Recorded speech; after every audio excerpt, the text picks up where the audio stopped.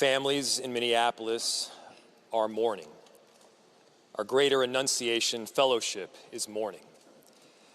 Our entire city is united in grief, and at the same time, based on this incredible group of people that has assembled here in City Hall, we are also united in action.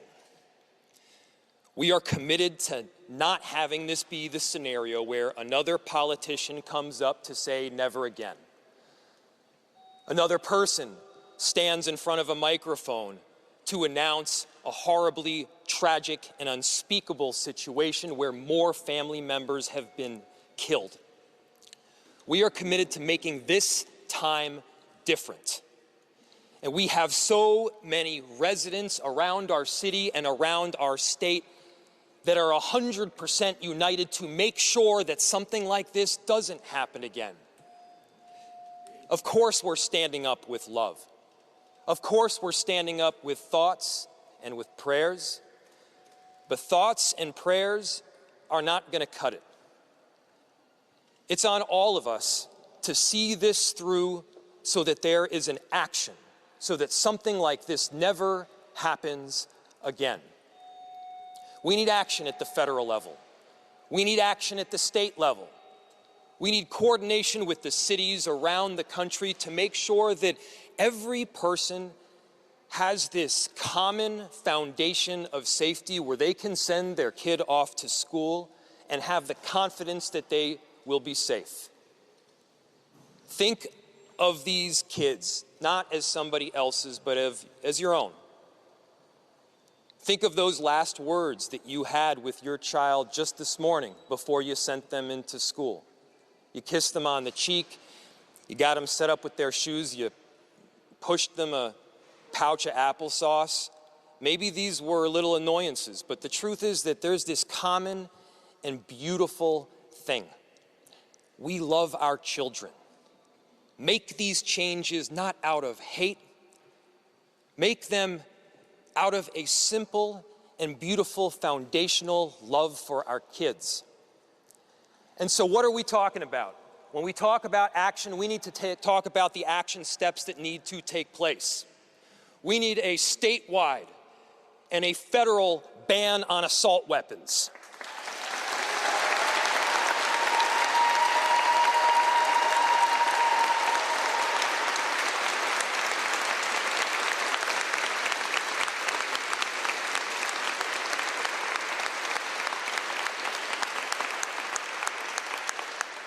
We need a statewide and a federal ban on high-capacity magazines.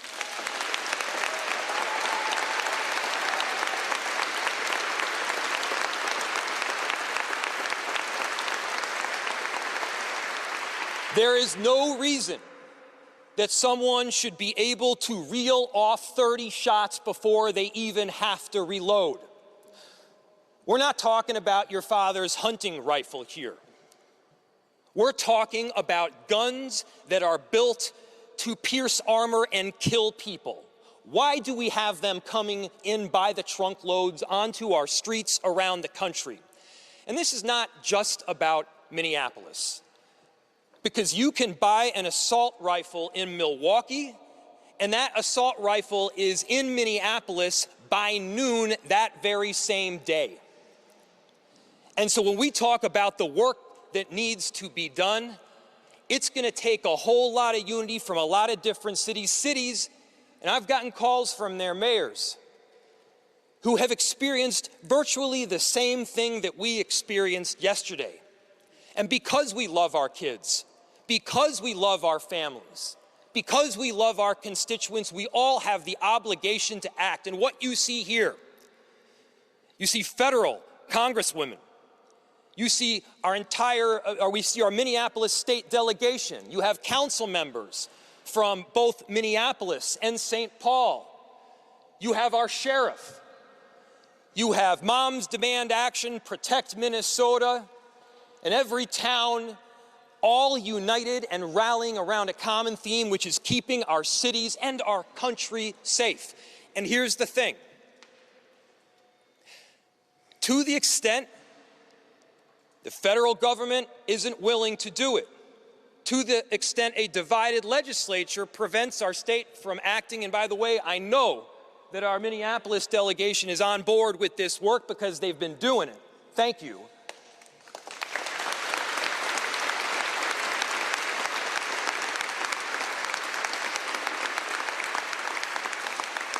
But here's the final ask.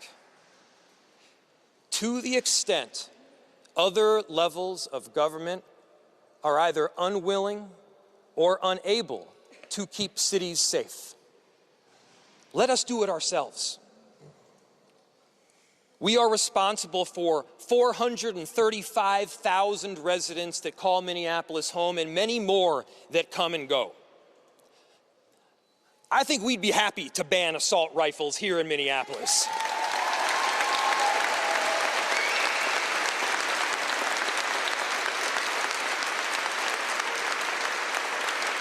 I know we'd be happy to prevent a next mass shooting from taking place. We have every obligation, not just to each other, but to these families that call Minneapolis home. We love them. Let's love them with more than words. Let's love them with the kind of action that will forever make the difference for people in our city. So the next go-round, there's not another city 2 months from now that is saying the same damn thing. Let's stop this from happening. Let's stand up for our children. Let's stand up for each and every one of them.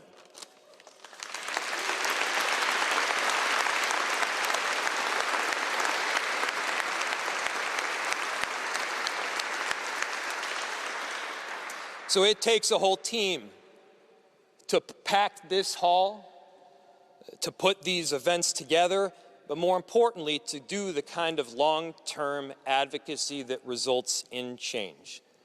I mentioned a number of groups that are here, and I have the honor, and please give her a very warm welcome, of welcoming up from Moms Demand Action, an exceptional volunteer in Leah Condis.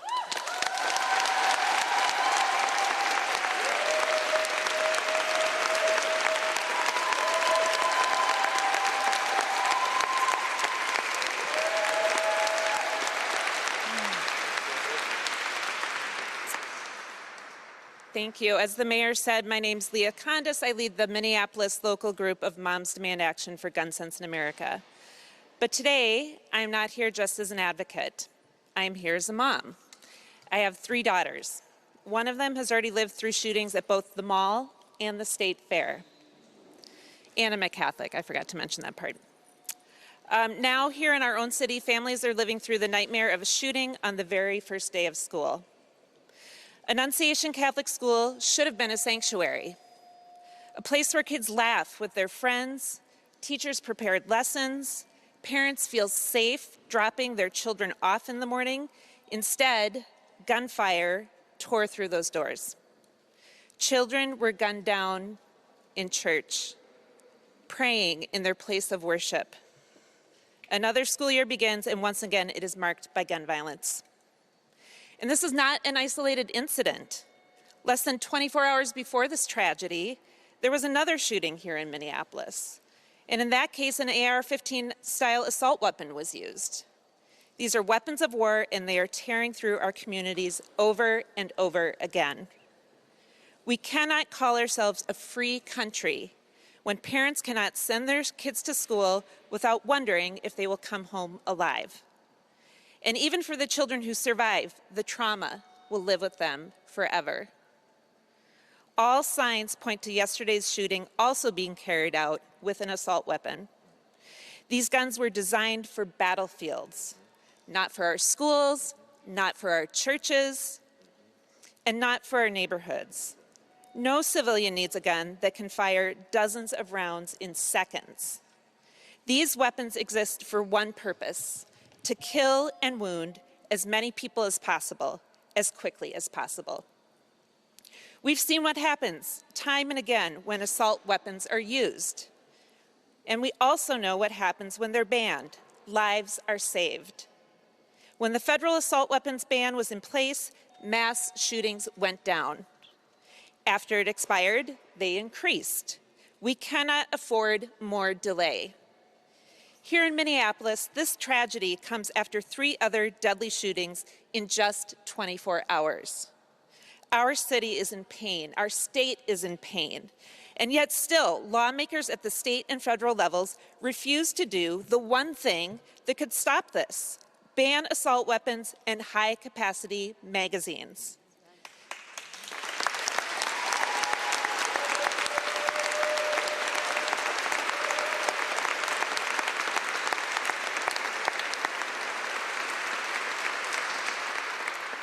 Sending kids to school should not mean sending them into a war zone. Enough is enough. Our children deserve better. Our teachers deserve better. Our communities deserve better. So today, on behalf of the families reeling from this shooting, and on behalf of every parent who lies awake at night wondering if their child is safe, we are demanding action.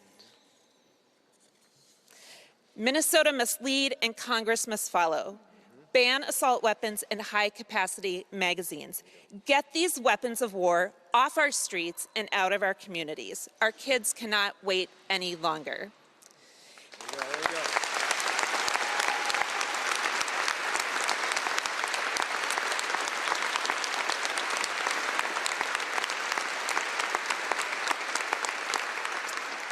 Now it is my privilege to introduce my Congresswoman, Representative Ilhan Omar.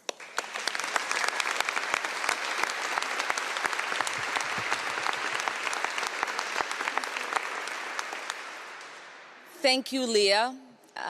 As Leah said, it shouldn't be hard to ban assault weapons and high-capacity ammunition. What is hard is being a mother, having just dropped off your babies, just returning home to clean up the mess that was left after breakfast, getting rid of that cereal bowl, maybe the little bit of scrambled eggs that was left over, the half-drinking juice box. That should be hard. And receiving that phone call before you are even able to get rid of the residue that your babies left as you dropped them off at school, and to hear that your 2 angels are no more. That someone evil enough was afforded the ability to get a weapon that could be used to assassinate them through a window at their school while they sat for morning mass.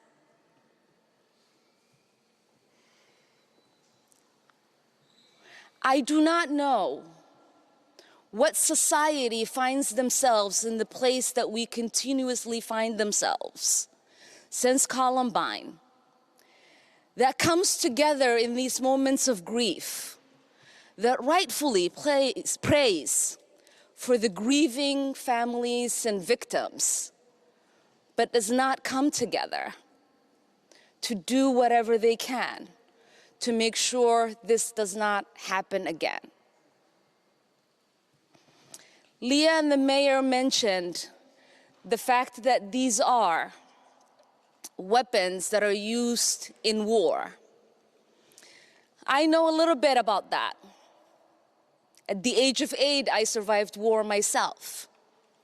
I'd never imagined that I'd come to the United States and be in high school, and that there would be a school shooting, and that I myself and my kids to come would practice school drills on how to avoid being gunned down in one of the greatest nations in the world.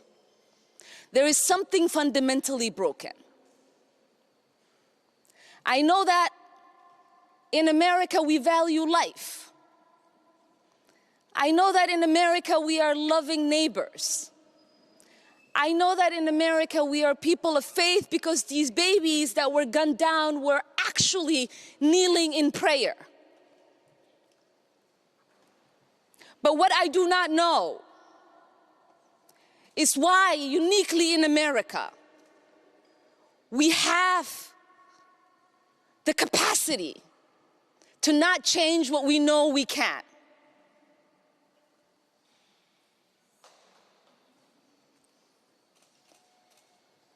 So that is what we must ask ourselves.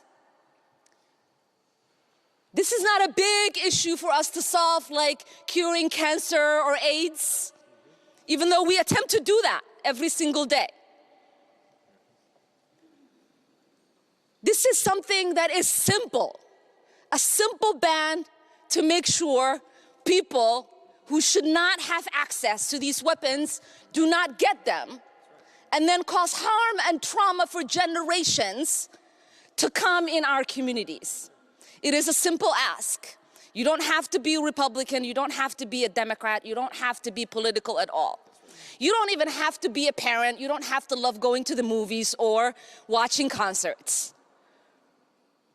All you have to be is a human being who loves the ability to live in the liberty of knowing that no one has the capacity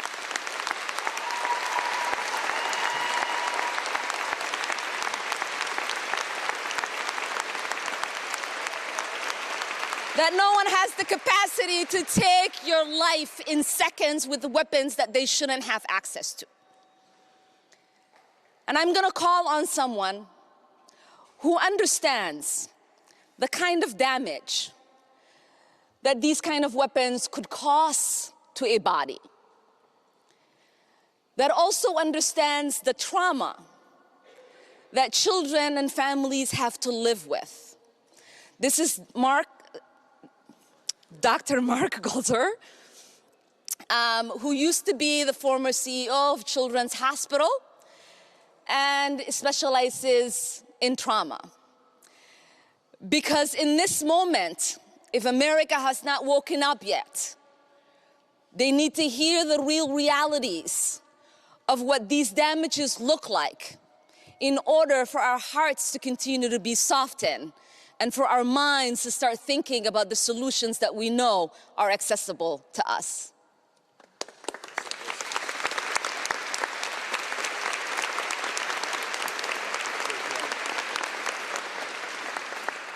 Thank you, Representative Omar. My name is Dr. Mark Gorelick. I'm a pediatric emergency medicine physician, and I want to start by acknowledging the grief of all the children and families at Assumption Church. Every single one of them was assaulted and traumatized yesterday, everyone in that community. And I also want to acknowledge the folks in the EMS system and at Hennepin Health and at Children's Minnesota who took care of those patients. Because I know from my 25 years of practicing pediatric emergency medicine that when you have seen a small body that has been mutilated by bullets, you do not easily or ever get over that. And all the more so because we all know it is entirely preventable. Since 2020, when gun injury became the leading cause of death for children in the United States, since then we have been saying that we are in a public health crisis. And we are. But too often we are putting the emphasis on the word crisis instead of on the word health. This is a health issue. This is not a criminal justice issue or a policing issue. This is not a constitutional law issue. This is not a moral issue. It is a health issue. Children are being injured and killed. They're being injured and killed by bullets coming out of guns fired by people in a social context. And a public health issue requires a public health approach. Centuries of public health research and experience tells us that we have to address all of those factors. In this case, starting with the lethality of the gun and the bullet. Now, the mechanics of this are pretty simple, as Representative Omar said. It's simple. More bullets fired with more force, more injury. Fewer bullets fired with less force cause less injury. It really is that simple. And it turns out the epidemiology and the public policy is also quite simple. There is extensive research showing that in jurisdictions with stronger gun safety laws and policies, including limitations and bans on semi-automatic weapons and high-capacity magazines, that in those jurisdictions there are fewer people who die of gun injury. Easy, right? So what we need is those actions. We need those laws because those laws will save people's lives, period. Those laws can and will save our children's lives. And so,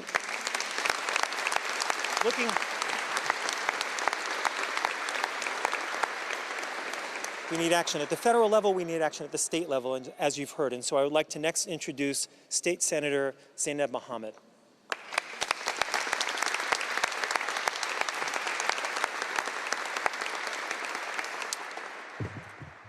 Okay. They're asking me to get lower so you can hear me. Speak louder? Okay, great.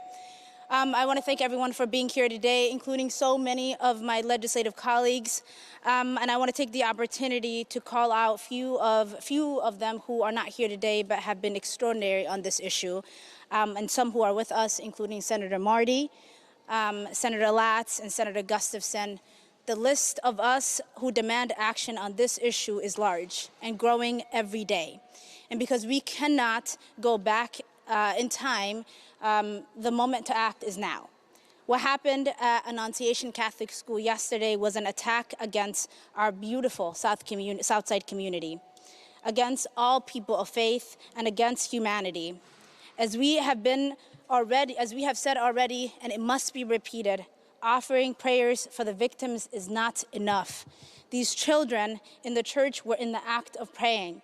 Some of us are privileged to be in a position to not only pray for peace, but to act on it and to create it. At the legislative level, we have taken steps to make our community safer, like red flag laws and enhanced background checks. We have and will continue to give law enforcement new tools. But the monsters who commit these horrific crimes and acts keep using the same tools. The same weapons of war turn up over and over at different shootings. High-powered, high-capacity rifles have killed thousands of Americans over the decades, and hundreds of children, including the ones yesterday. It makes me sick that our teachers and kids know what to do in the event of an attack, that they conduct drills to react when that awful moment comes. Parents have practiced at explaining the unexplainable and consoling children who have lost friends who are afraid to go back to the classroom tomorrow. We can act here in Minnesota so that generations from now, our children's children won't fear and won't have to worry about anything but books, math, and maps. If the shooter had an ideology, it was one of hatred, of humanity. They express admirations of mass shooters who have targeted Jews and Muslims and Christians and progressives and children. This is not a part of any community's identity. It is pure hate. The targets of gun violence are too many to count. 2 months ago, it was our friends, Melissa Hortman and John Hoffman and their families, and dozens of other legislators, including me. On Monday, it was 7 people on the street in Minneapolis. Yesterday, it was kids in church. Who will it be tomorrow? How will we explain to them we did nothing to save them? We cannot shield our children with our eyes closed and hands behind our backs. When Martin Luther King was murdered, Bobby Kennedy quoted an ancient Greek poet who said that pain falls drop by drop upon our heart, and that in our despair against our will, through the grace of God, and it becomes wisdom. Our community feels pain, which we cannot forget, and we won't. We must find the wisdom and the strength to act to save each other and all future generations. Thank you.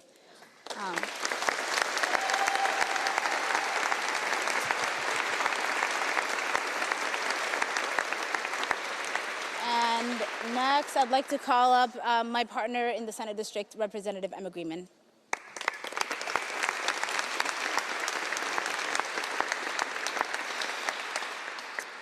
Well, I first want to say, I think on behalf of Senator Mohammed, Councilwoman Koski, we represent the beautiful neighborhood that Annunciation is part of. And thank you for the advocates, the colleagues, the community members here who are here, not just from Minneapolis, not just from the metro, from around the state, who understand what is happening. Our community is shaken and heartbroken. Losing 2 kids, 17 injured kids and parishioners, and a whole community who this tragedy has reverberated out. I found out about this from neighbors who called and texted and who didn't know what was going on. They heard the barrage of bullets. Nobody should have to live through that. Nobody should lose their kids or family members over that, and communities shouldn't have to live like this.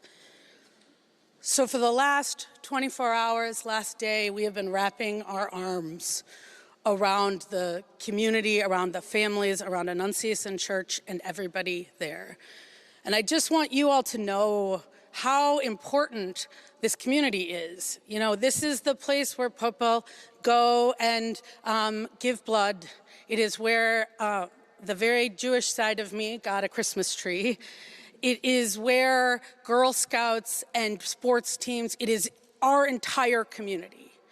And so when something like this happens, it is not just South Minneapolis, it is Richfield and in Bloomington, in the whole metro.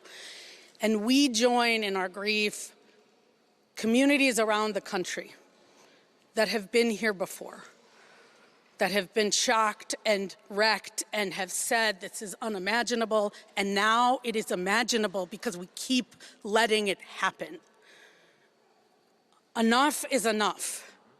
We cannot become numb to this. We cannot become numb. We cannot have people say there's nothing else we can do. Red flag laws don't work. Anything doesn't work. That is not true. And there is more we can do.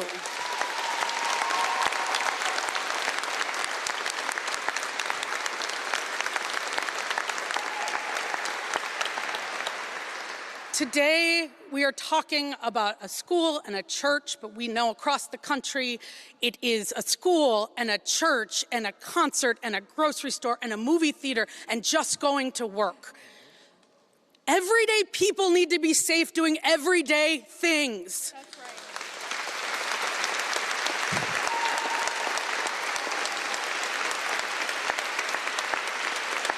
right. In Minnesota, we have been working hard to get this done, and we know that there's more to do, and we need elected officials, we need communities, we need everybody to demand this, because no longer can any elected official say, we will not take care of the guns that are killing our kids. No longer.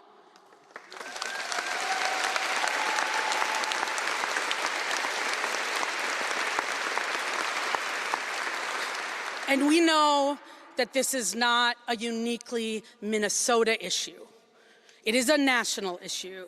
And as our Congresswoman Omar said over and over again and has said, we need a national solution. So we are going to get to work here in Minnesota. We have been getting to work. Behind me, whether it's Representative Frazier, Representative Moeller, and many others that my colleague Senator Mohammed mentioned, have been working night and day, years after years. And we are going to get it done, but what we know is Washington has to solve this problem with us. Yes.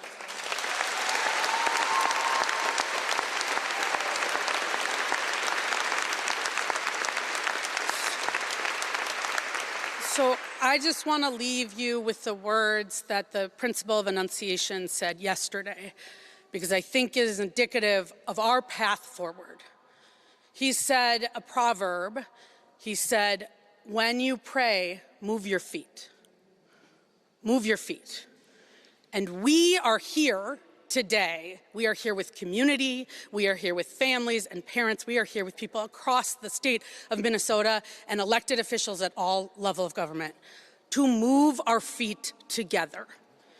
And that means moving our feet to ban assault weapons, to ban high-capacity magazines, to improve and increase the things we are doing to ensure that never again do people have to feel unsafe, do kids have to worry and shelter in place.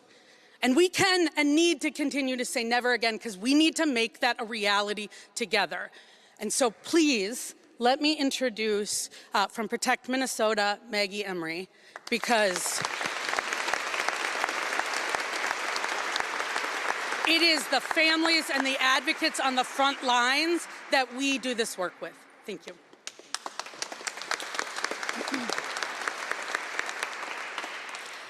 Good afternoon.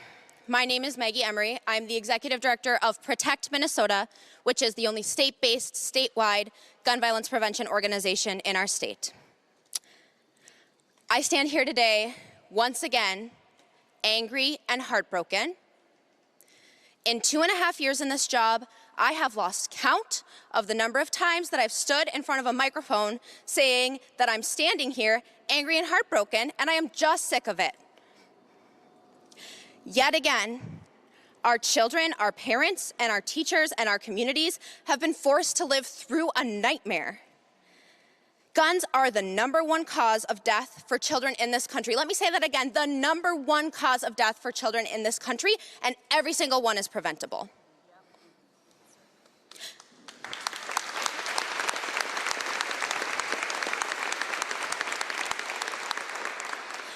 How many more times do we have to gather like this before we act? How many more times do the people here with me today have to stand up in front of news microphones and say, please let this be the last time, before it's actually the last time? And the thing about it is, we know what fuels this crisis. Assault weapons and high-capacity magazines designed to kill as many people as possible, and sometimes as many children as possible, as quickly as possible. The data is clear. When assault weapons are used, mass shootings are far more deadly, with 6 times as many people shot and more than 2 times as many killed. Year after year, progress is stalled while our communities and our children pay the price. This is a uniquely American phenomenon, but Minnesota does not have to wait any longer. We have the power to lead the way and to show that the lives of our children matter than the gun lobby's money and political cowardice.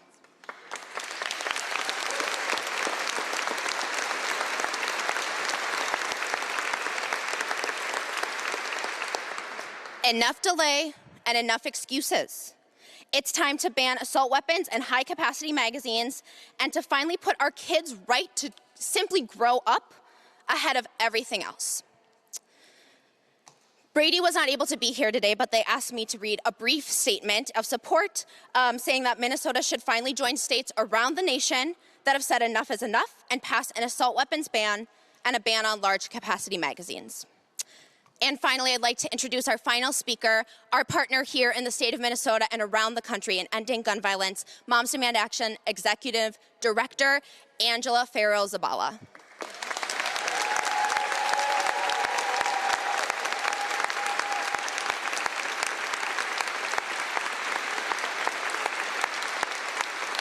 Good afternoon.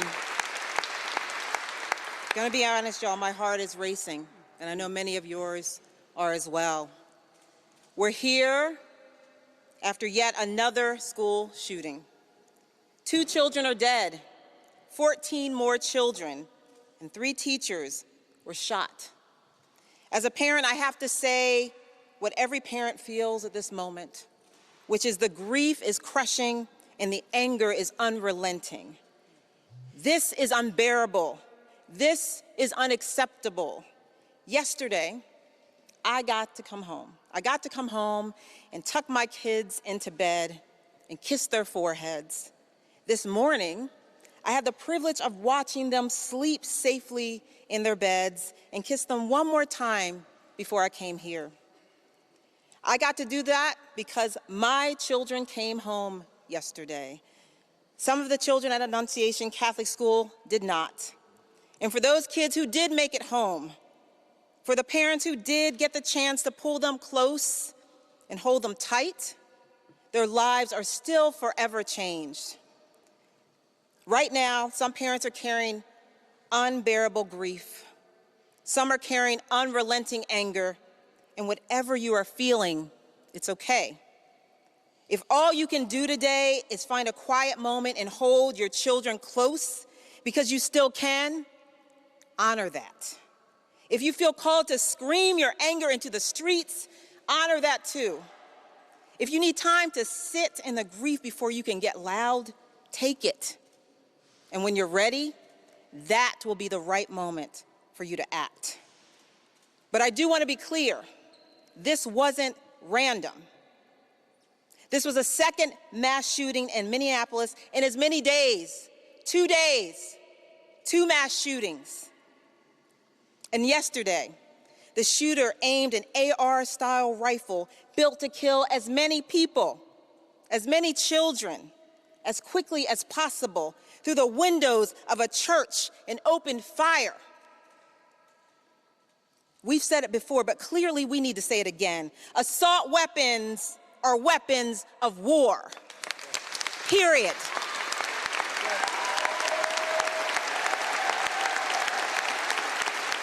They are designed for the battleground.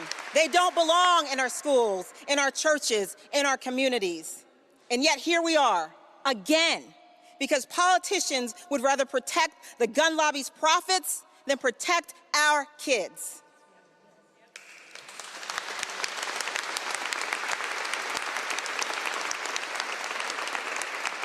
A 10-year-old boy had more courage hiding in a church pew while his friend shielded him with his body than I have seen from far too many lawmakers, more beholden to a gun lobby than a child.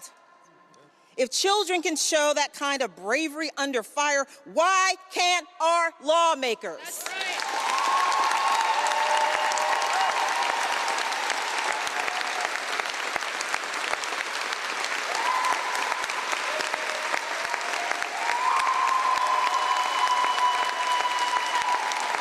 I'm going to say it again, as it was said before me.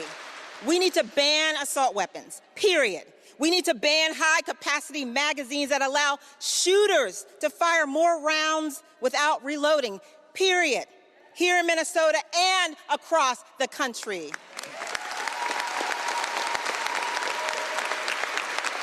No more excuses.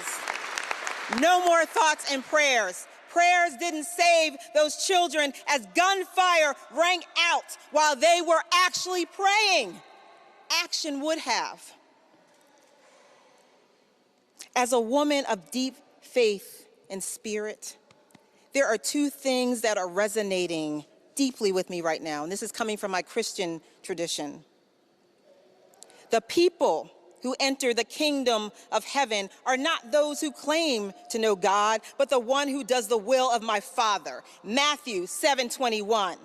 And faith by itself, if it does not have works, is dead. James 2:17.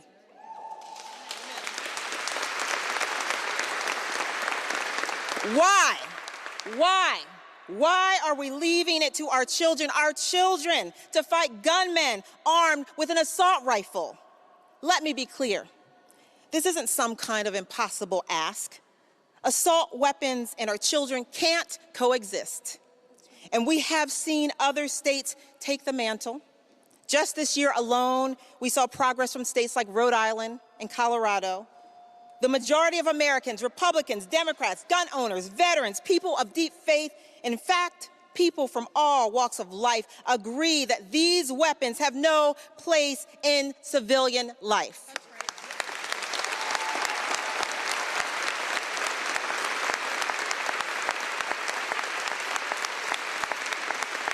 The only ones standing in the way? Politicians who are too cowardly to act.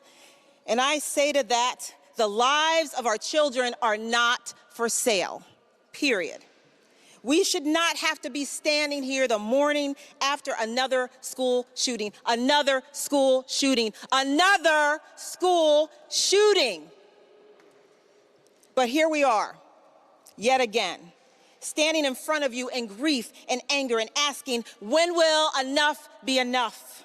And we will keep showing up and keep asking that question until lawmakers finally decide that the lives of children are worth more than the profits of gun manufacturers. We owe our kids more than lockdown drills and ducking for cover in church pews.